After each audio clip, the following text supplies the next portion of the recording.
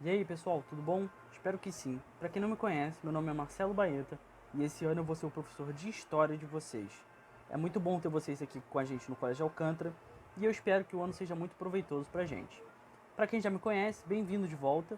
Dando início aí à nossa primeira videoaula, a gente vai fazer um resumo dos conteúdos do ano passado para garantir que nada ficou sem ser entendido, que a gente possa entrar nesse ano com tudo e mandar a ver. Então, vamos lá!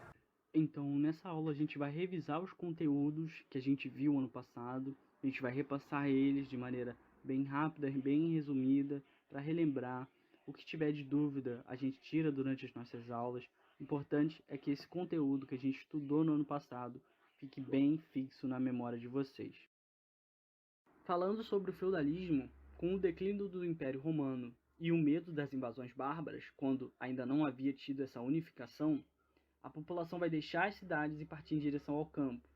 No campo, eles vão se submeter a um sistema de dependência em relação ao dono das terras, e por conta das invasões que aconteciam antes da unificação, as propriedades tinham que se tornar cada vez mais autossuficientes. Elas tinham que funcionar independente de outras localidades, de outros feudos.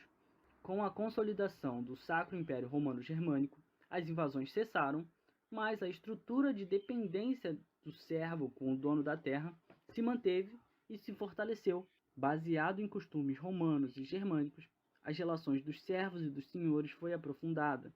Então, aquela relação do senhor de proteger o seu servo e do servo de produzir dentro daquela terra para o seu senhor. Falando sobre o Islã, a gente tinha ali a Península Arábica com clima quente, desértico, poucos oásis em sua totalidade, e isso consequentemente levava à escassez de água e vegetação.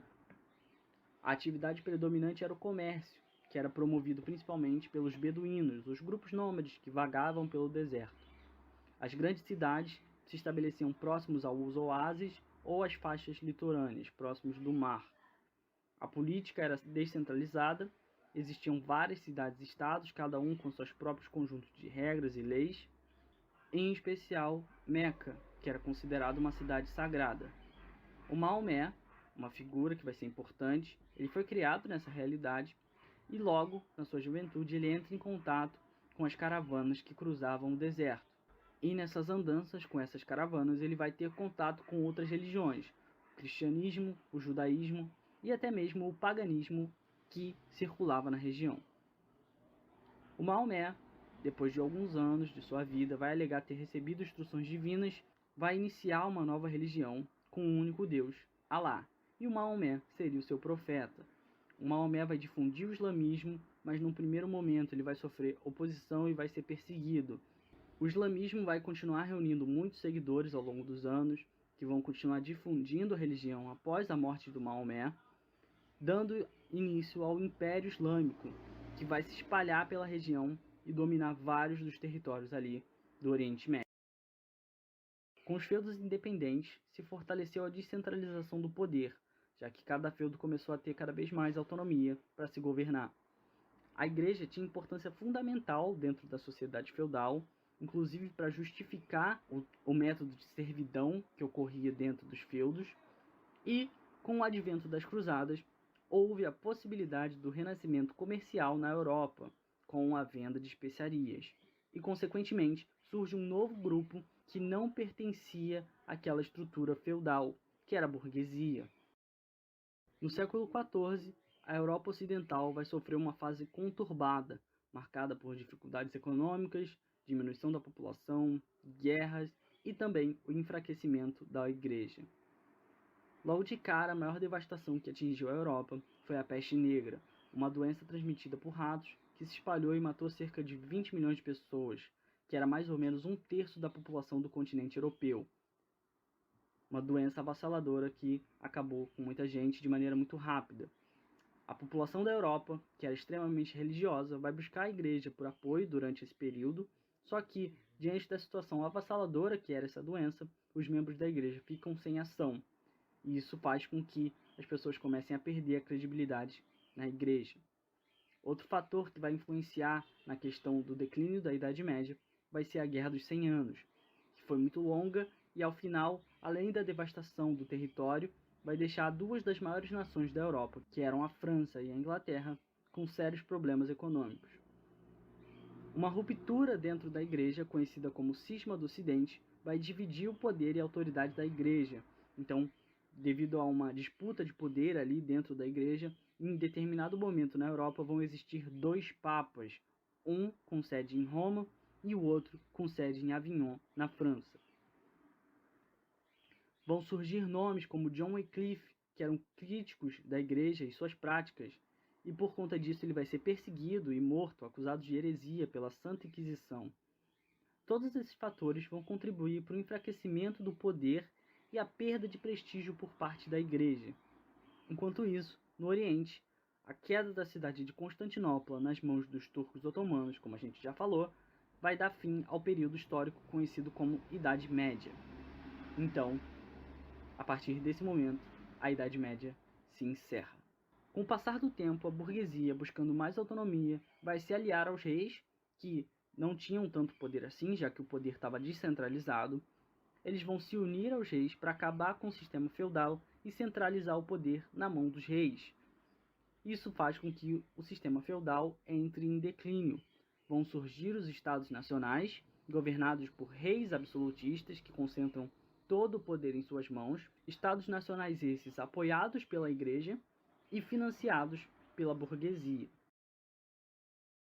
Com a Igreja perdendo prestígio, outro movimento vai ganhar destaque, que vai ser o Renascimento. Ele vai ocorrer inicialmente na Itália e vai se difundir pela Europa. Foi caracterizado por uma crítica aos valores medievais, o que significou um retorno aos ideais de mundo greco-romano, uma valorização da antiguidade clássica.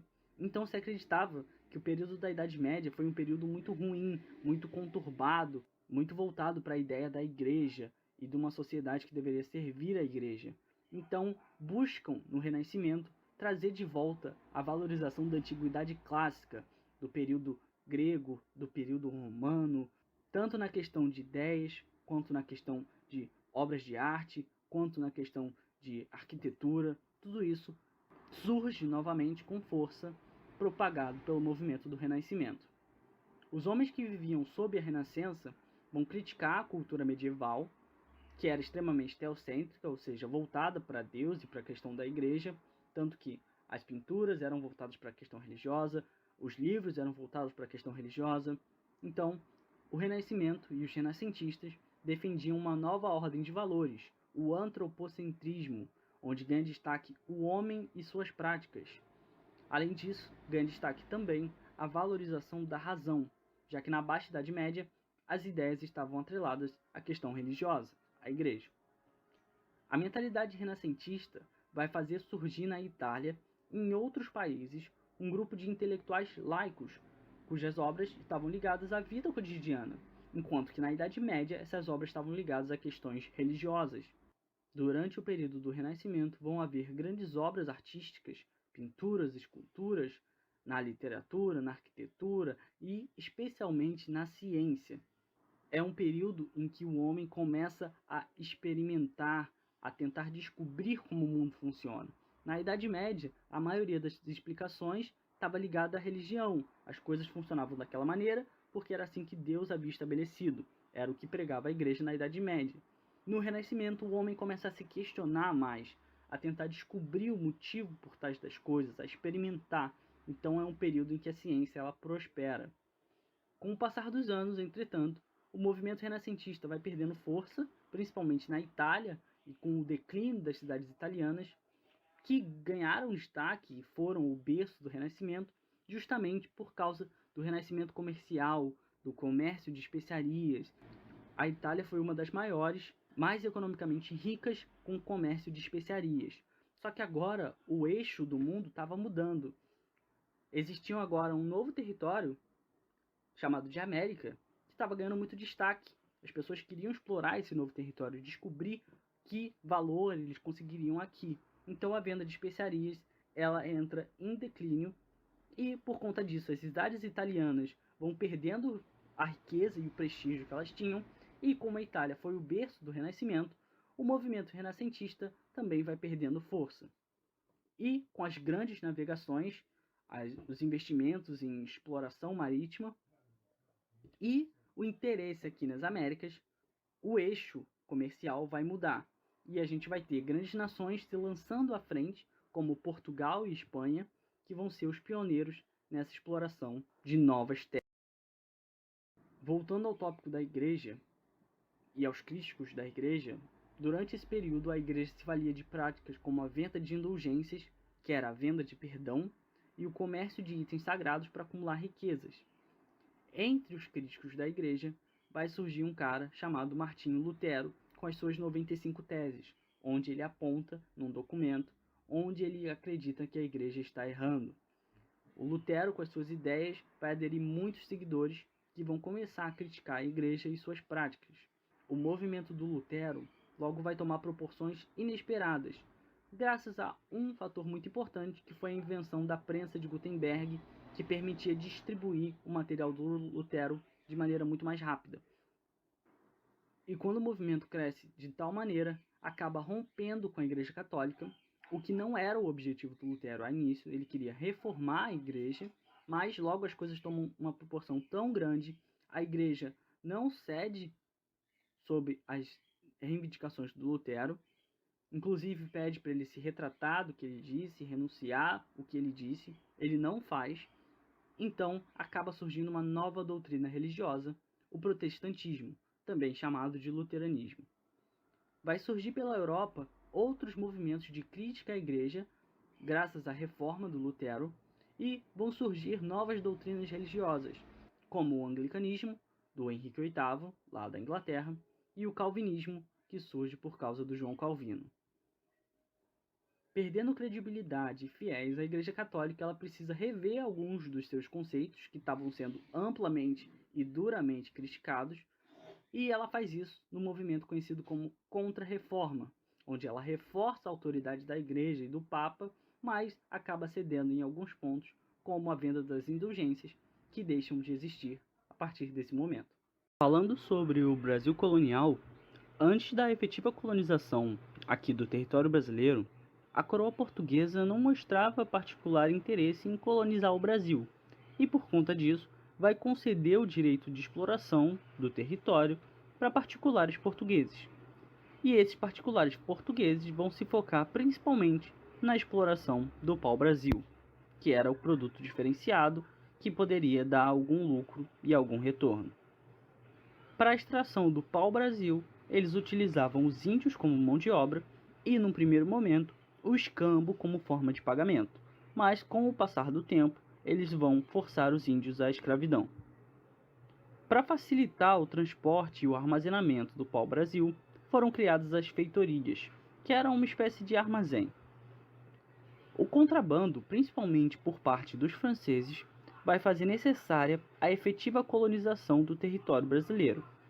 Além disso, o comércio de especiarias com o Oriente já não era mais tão lucrativo para Portugal, e aí eles estavam buscando novos produtos para comercializar, e viram no Brasil essa chance de encontrar esse novo produto. O Dom João III, rei de Portugal, vai estabelecer o sistema de capitanias hereditárias.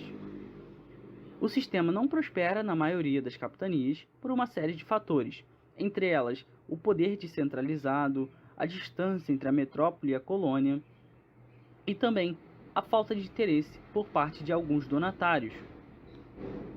Como solução para centralizar a administração, o Dom João vai criar o sistema do governo geral.